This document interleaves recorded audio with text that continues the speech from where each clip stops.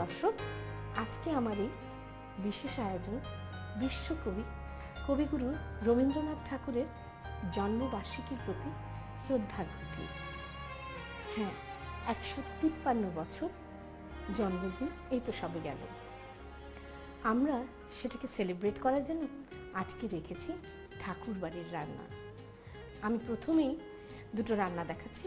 একটি হচ্ছে নারকোল দিয়ে মুসুর ডাল, আর আরেকটি হচ্ছে চাপড় ঘন্ট।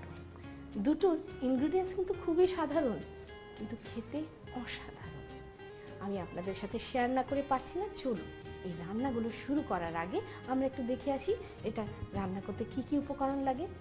নারকেল দিয়ে মসুর ডাল তৈরি করতে আমাদের লাগবে সেদ্ধ মসুর ডাল 1 বাটি, সয়াবিন তেল 2 টেবিল চামচ, জিরার ফোড়ন 1 চা চামচ, কাঁচামরিচ 7-8টি, নারকেল বাটা 2 টেবিল চামচ, ধনে গুঁড়ো আধা টেবিল চামচ, আদা বাটা 1 টেবিল চামচ, কারি পাতা 30-40টি, চিনি 1 চা চামচ, তেঁতুল 2 চা চামচ, ঘি 1 চা চামচ এবং লবণ স্বাদ মতো।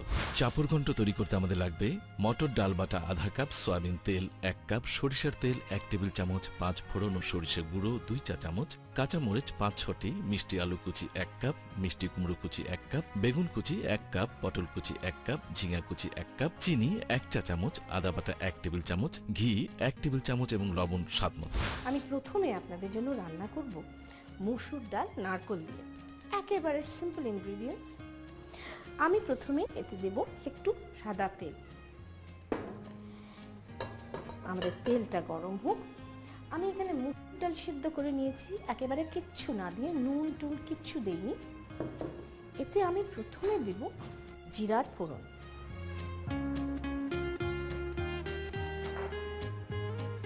আর একটু কাঁচা মরিচ জাস্ট ভেঙে দেব, নতুবা ফাটবে।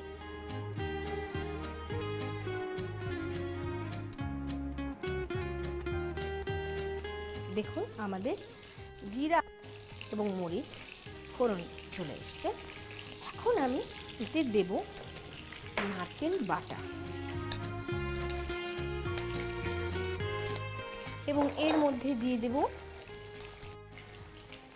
আধা চামচের মতো ধনে গুঁড়ো এবং 1 চামচের মতো আদা বাটা দিয়ে এটাকে আমরা একটু জাস্ট কষিয়ে নেব।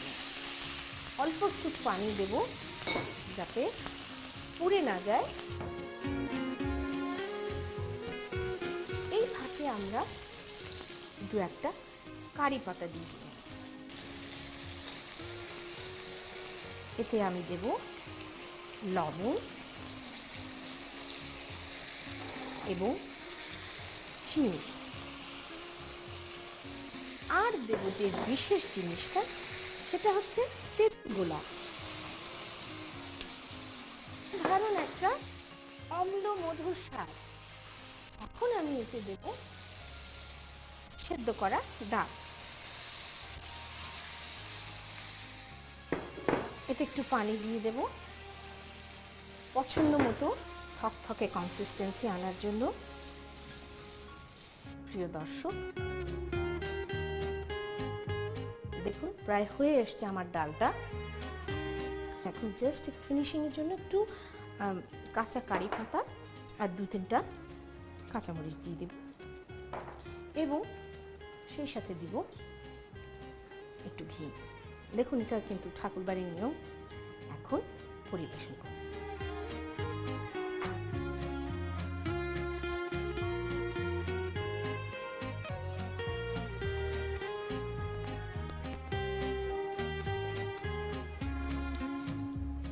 প্রিয় দর্শক, তৈরি হয়ে গেল ঠাকুরবাড়ির রেসিপি নারকোল দিয়ে মসুর ডাল। প্রিয় দর্শক, আমার দ্বিতীয় রেসিপিটা হচ্ছে চাপড় ঘন্ট। তেল গরম দিয়ে দিয়েছি। আমি এখানে মটর ডালকে কয়েক ঘন্টা ভিজিয়ে রেখেছি।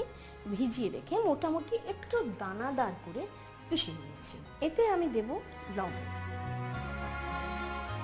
খুব বেশি নুন দেব না, এবং এটাকে আমরা মাখিয়ে একটু পাতলা, ঠিক পাতলা গোলা নয়, একটু থকথকে, যেন চাপটা বড়া তৈরি করতে পারি। বেশি আপনি যদি পেঁয়াজের মতন ভারী করে বড়া তৈরি করেন তাহলে কিন্তু এটা মুচমুচে হবে না।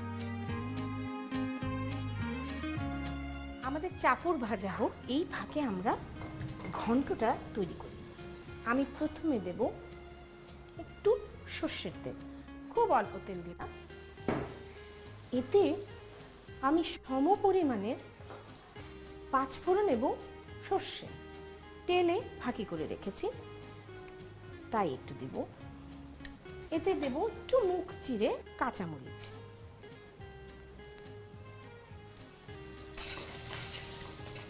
এরপরে এতে দেব আমি আস্তে আস্তে সব সবজিগুলো, মিষ্টি আলু, মিষ্টি কুমড়ো, বেগুন কুচি,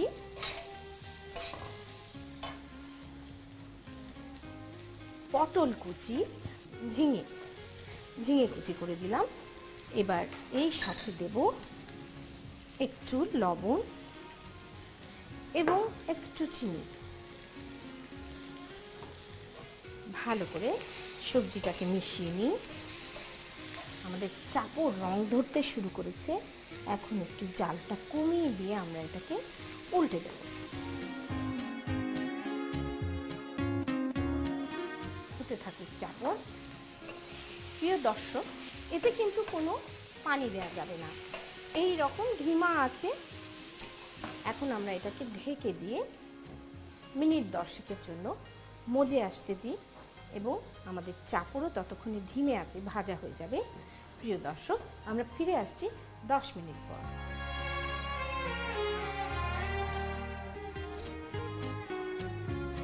বাহ, অসাধারণ একটা ফ্লেভার, সেই পাঁচফোড়ন আর সর্ষে ফাঁকি করা গন্ধ।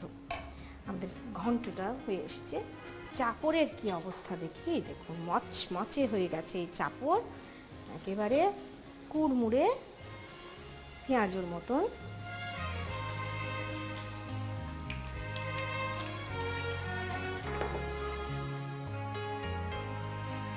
চাপড়গুলো আপনি ঠান্ডা করে হাতেও ভেঙে নিতে পারেন, আবার এইভাবে কেটেও নিতে পারেন। এখন আমরা চাপড়টা ঘন্টের মধ্যে ঢেলে দেব। আদা বাটা, হ্যাঁ, চুলো বন্ধ অবস্থায় এই পর্যায়ে অলমোস্ট 1 টেবিল স্পুন আদা বাটা, এবং সেটাকে ফিকে করার জন্য, বিশ্বাস করুন আমার দোষ না, ঠাকুরবাড়ির ওরাই দেয়, একটু ঘি দিতে হবে। ঘি দিলে এই কাঁচা আদার গন্ধটা মরে অসাধারণ একটা ফ্লেভার তৈরি হবে। এখন পরিবেশনের পালা। ভুরভুর করে এর থেকে ঘিয়ের এবং আদার মিশ্রিত একটা অসাধারণ ফ্লেভার বেরোচ্ছে। প্রিয় দর্শক, আমার কাছে অন্তত এটা ভীষণ নতুন একটা অভিজ্ঞতা। প্রিয় দর্শক, তৈরি হয়ে গেল অসাধারণ চাপড় ঘন্ট। আপনাদের সবার সুবিধার জন্য চলুন এটার প্রণালীটা আর একবার দেখে আসি। প্রথমে একটি প্যানে সয়াবিন তেল, জিরার ফোড়ন, কাঁচামরিচ, নারকেল বাটা, ধনে গুঁড়ো, আদা বাটা, কারি পাতা, লবণ, চিনি, গোলানো তেঁতুল, সেদ্ধ মসুর ডাল ও পানি দিয়ে ভালো করে জাল দিন। সবশেষে আরেকটু কারি পাতা, কাঁচামরিচ ও ঘি দিয়ে পাত্রে তুলে পরিবেশন করুন নারকেল দিয়ে মসুর ডাল। প্রথমে একটি বাটিতে মটর ডাল বাটা, লবণ ও পানি দিয়ে ভালো করে মিশিয়ে চাপড় মিশ্রণ তৈরি করে নিন। এবার একটি প্যানে গরম সয়াবিন তেলে চাপড় মিশ্রণ ভালো করে ভেজে পাত্রে তুলে ছুরি দিয়ে টুকরো করে নিন। তারপর একটি কড়াইয়ে সরিষার তেল, পাঁচফোড়ন ও সরিষা গুঁড়ো, কাঁচামরিচ, মিষ্টি আলু কুচি, মিষ্টি কুমড়ো কুচি, বেগুন কুচি, পটল কুচি, ঝিঙা কুচি, লবণ ও চিনি দিয়ে ঢাকনা দিয়ে ঢেকে 10 মিনিট জাল দিয়ে ঘন্ট তৈরি করুন। এবার ঘন্টের মধ্যে চাপড় টুকরো, আদা বাটা ও ঘি দিয়ে সামান্য জাল দিন। সবশেষে পাত্রে তুলে পরিবেশন করুন চাপড় ঘন্ট।